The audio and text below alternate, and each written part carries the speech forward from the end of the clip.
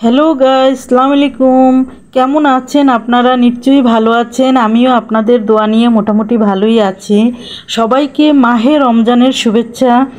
সবাইকে দোয়া করি সামনের বাকি রোজাগুলোর জন্য আপনারা রাখতে পারেন। আমরা যারা রোজাদার ব্যক্তি আমরা দুনিয়ার রাজা, এবং যারা রোজা রাখে না তারা দুনিয়ার সবচেয়ে বড় চোর। তাদের মন সবসময় দুর্বল থাকে। আমরা যারা রোজাদার ব্যক্তি তারা নিজেদেরকে অনেক সৎ, মহান, অনেক পাপমুক্ত মানুষ ভাবি, এবং আমাদের নিজেদেরকে অনেক বড় মানুষ মনে করি, মহান মানুষ মনে করি।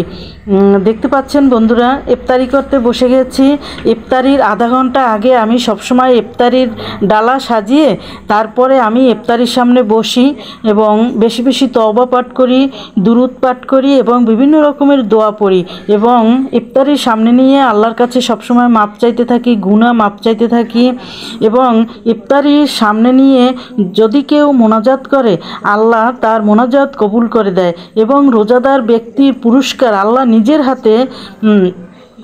নিজের হাতে আমাদের দিবেন।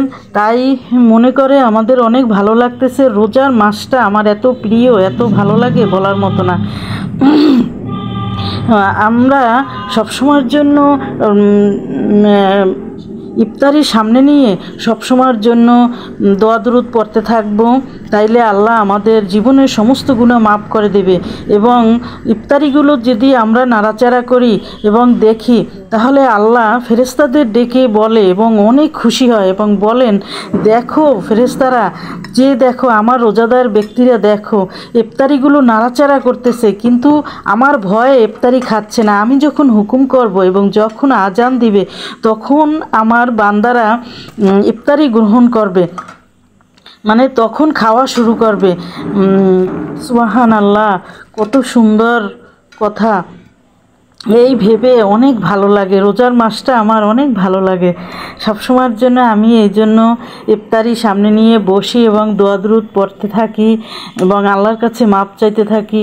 আল্লাহুম্মা আজিনি মিনান নার, আল্লাহুম্মা আজিনি মিনান নার, আল্লাহুম্মা আজিনি মিনান নার। আল্লাহ, তুমি দোজখের আগুন থেকে আমাদের মুক্ত করে দাও। সুবহানাল্লাহ, আলহামদুলিল্লাহ, ওয়া লা ইলাহা ইল্লাল্লাহু, আল্লাহু আকবার।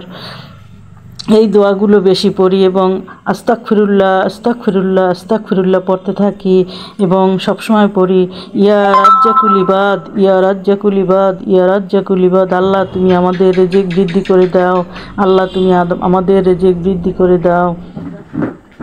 এভাবে ছোট ছোট দোয়াগুলো আমি সবসময় পড়তে থাকি ইফতারির আগে।